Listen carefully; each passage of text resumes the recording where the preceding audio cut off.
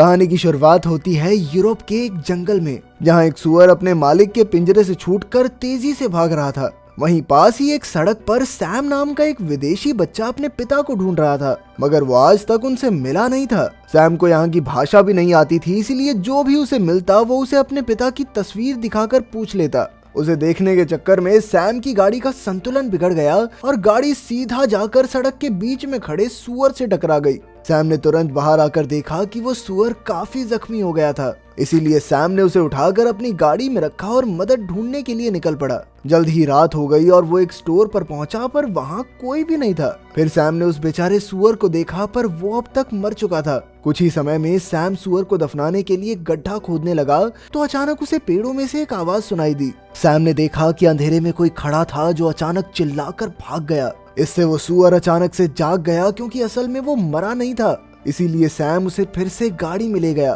तभी उसके सामने दोबारा से वही इंसान आया। ये असल में कर्की नाम की एक लड़की थी। लड़की ने बताया कि ये सुअर उसका ही है, तो सैम ने उसे गाड़ी में बैठाया और उनके घर छोड़ने निकल पड़ा। घर पहुंचकर कर्के ने सैम को कुछ खाने पीने को दिया और फिर उसे वहीं पर रात गुजारने को कहा। जल्द ही सैम कपड़े उतारकर सो गया और कर्के ने घर से बाहर निकलकर आसमान को देखा और कहा शुक्रिया। कुछ घंटों बाद जब सैम की आंख खुली तो उसके सामने कर्के का पिता गुस्ताव और जैनक्स नाम का एक लड़का खड़ा था। सैम को उनकी भाषा समझ नहीं आ रही थी और अचानक जैनक्स ने उसके सर पर वार करके उसे बेहोश कर दिया। इसके बाद उन्होंने सैम के गले में पट्टा बांधा और उसे तबेले में जंजीर से बांध दिया। जैनक्स को डर था कि कहीं कर्के सैम को पसंद न करने लगे, इसलिए उसने बिना बात सैम को पीट कर अपनी भड़ास निकाली। बाद में कर्के ने आकर सैम के लिए वो जगह साफ की, पर सैम तो अपनी पूरी जान लगाकर उन जंजीरों से आजाद होने की कोशिश कर रहा था। अब सैम कर्के के सामने गिड़गिड़ाने लगा, पर तभी गुस्ताव ने वहां आकर सैम को पीटना शुरू कर दिया। अगली सुबह जब सैम उठा तो वो बेचारा काफी दर्द में था।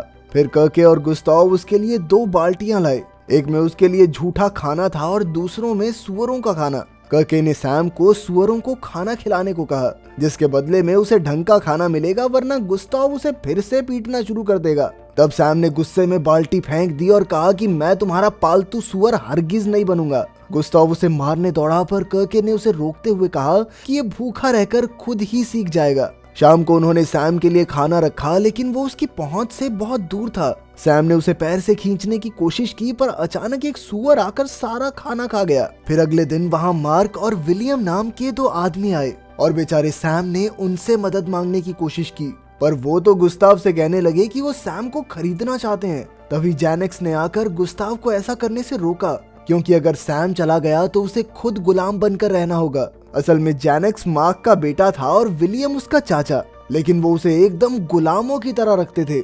आखिरकार गुस्ताव ने उसकी बात मान ली और सैम को बेचने से इनकार कर दिया। फिर रात को जैनक्स ने आकर सैम की बेड़ियां काटी और उसे आजाद कर दिया, पर तभी कर्के भी बाहर आ गई और उसने सैम को भागते हुए देख लिया। अब जैनक्स ने कर्के को रोकने की कोशिश की, पर कर्के ने साफ साफ कह दिया कि उसके दिल में जैनक्स के लिए कुछ नहीं है। बात को संभालने के लिए उसने जैनक्स को चूमने का नाटक किया और फिर सही समय देखकर उसे धक्का दे दिया।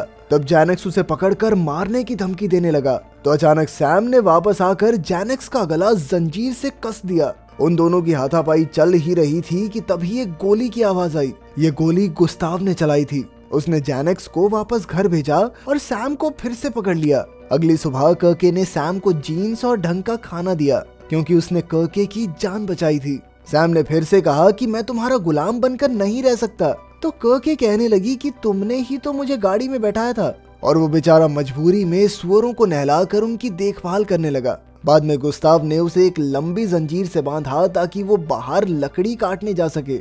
जब दरवाजा खुला तो सैम कई दिन बाद धूप में जाकर बेहद खुश हुआ, पर तभी गुस्ताव ने उसे एक सुअर को मारने का हुक्म दे दिया, जिसे वो एक पार्टी के लिए पकाने वाले थे।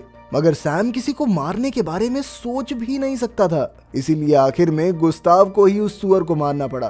खैर कुछ देर बाद वही सुअर सैम के पास आया जिसकी उसने जान बचाई थी, और वो सुअर उसे मम्मी मम्मी कह के बुलाने लगा। इससे बेचारा सैम इतना डर गया कि उसकी तबीयत ही खराब हो गई। फिर अगले दिन कर्के ने सैम को खुद नहलाया और समझाया कि पार्टी के दिन गुस्ताव उसे पूरे परिवार के सामने दिखाकर अपनी धौंस जमाएगा, इसीलिए सैम को साफ सुथरा दिखना होगा। इसके बाद उसे कपड़े पहनाकर टेबल पर ले जाया गया, जहां सभी लोग खाना खा रहे थे। सैम को बाकी सबके साथ खाने पीने की इजाजत थी, लेकिन हर वक्त उसके गले में जंजीर बंधी रहती। वहीं दूसरी ओर जैनेक्स को एक गंदे कुत्ते की तरह दूर कहीं बैठा दिया गया। खैर खाने के बाद सब नाचने गाने लगे तो कर्के ने सैम को डांस के लिए बुलाया। उन्हें देखकर तो जैनेक्स की और जल गई। तभी मार्क और विलियम जैनेक्स को बचा खुचा खाना डालने आए तो जैनेक्स ने कहा कि वो कर्के से शादी करना चाहता है और इसके बदले उन तीनों को वो तबेला भी मिल जाएगा। मगर मार्क और विलियम ने उसे धुतकारते हुए कहा कि तू बस एक कुत्ता है, समझा।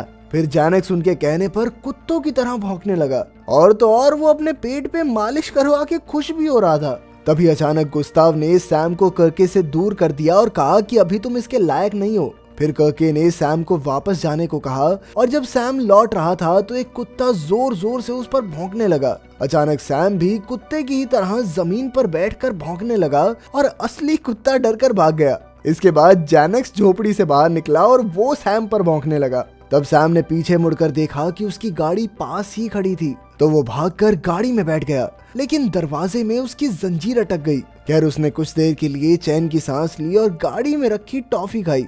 फिर उसने गाड़ी की चाबी लगाकर गाड़ी स्टार्ट की और वाइपर से सामने का शीशा साफ होने लगा। अचानक सैम ने देखा कि कर्के उसके सामने खड़ी चिल्ला रही थी कि सैम भागने की कोशिश कर रहा है।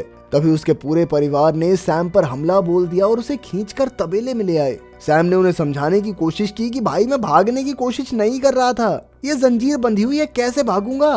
पर उनमें से किसी ने उसकी एक न सुनी और गुस्ताव उसे सबके सामने कुत्तों की तरह पीटने लगा।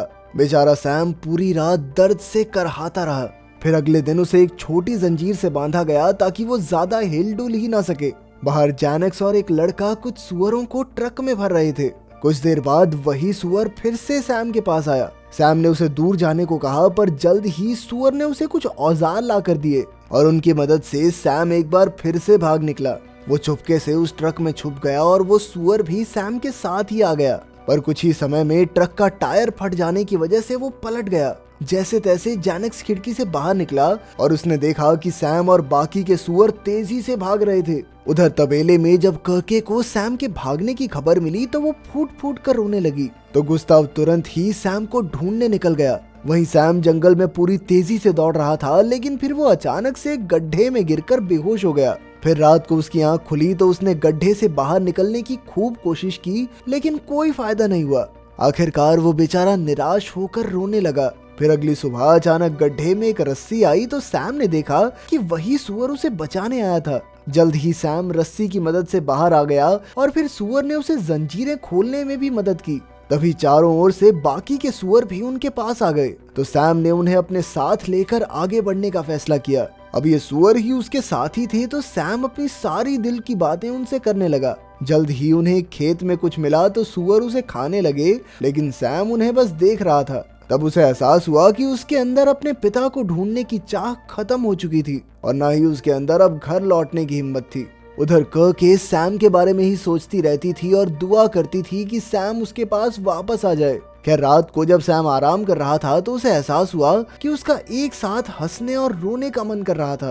तभी उस सुअर ने कर्के का नाम लिया। कुछ देर सोचने के बाद सैम ने फैसला किया कि वो कर्के के पास वापस लौट जाएगा। अगली सुबह वो तबेले की ओर निकल पड़ा और सभी सुअर भी उसके पीछे पीछे चल पड़े। जब वो जंगल से बाहर निकला तो सैम को गोली चलने की आवाज सुनाई दी। असल में गुस्ताव, मार्क और विलियम एक साथ सैम को ढूंढ रहे थे और जैनेक्स उनका कुत्ता बनकर आया था।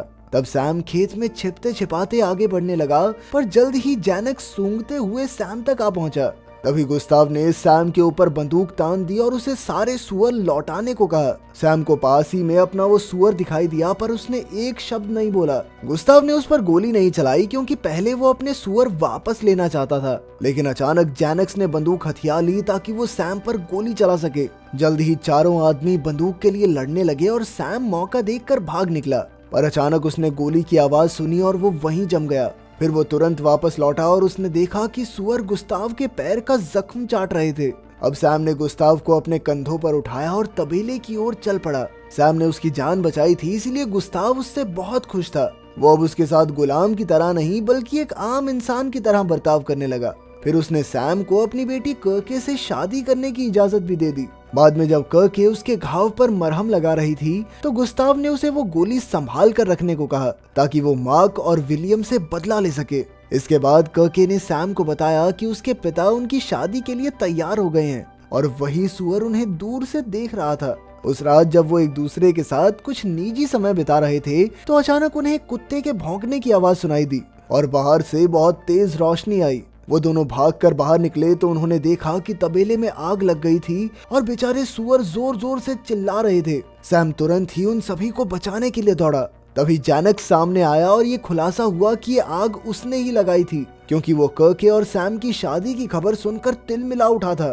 जैनक्स कर्के को साइड में ले गया और उसे जबरदस्ती उसके साथ भागकर चलने को कहा। तभी सैम बीच में आ गया और उन दोनों में जबरदस्त लड़ाई छिड़ गई। सैम ने जैनक्स को नीचे पटक कर उसकी आंखों में अपने अंगूठे घुसा दिए, जिससे जैनक्स दर्द से बुरी तरह कराहने लगा। खैर, अब तक काफी सुअर आग से बचकर भाग निकले थे। इस घटना के कुछ समय बाद सैम और कर्के ने शादी कर ली। मार्क और विलियम ने उनके तबेले में हुए नुकसान की भरपाई की और गुस्ताव के साथ अपनी दुश्मनी खत्म करके एक नई शुरुआत भी।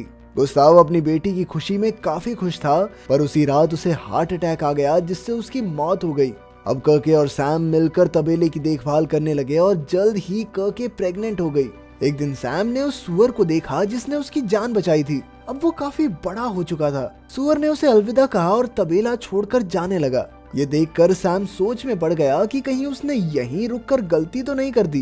क्या उसे यहाँ से निकलकर एक नई शुरुआत करनी चाहिए थी। यहीं पर यह अजीबोगरीब कहानी खत्म होती है।